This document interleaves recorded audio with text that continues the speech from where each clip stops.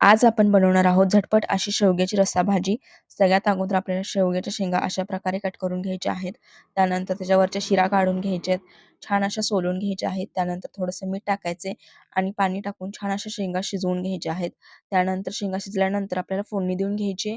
कढई घ्यायची आहे. 3 चमचे तेल टाकायचे. तेल छान गरम झाल्यानंतर जिरी टाकायची. जिरी छान तडतडल्यानंतर लसूण टाकायचे.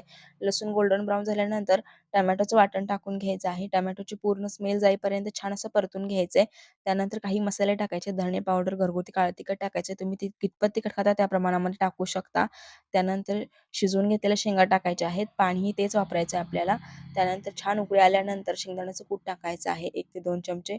वरून थोडीशी कोथिंबीर टाकायची आणि छान आणखीन उकळून घ्यायचं आहे. हेल्दी अशा शेवयाच्या शेंगा तयार आहेत. तुम्हाला रेसिपी कशी वाटली कमेंटमध्ये नक्की सांगा आणि लाइक करो, शेयर करो, सब्सक्राइब करो, फॉलो करो.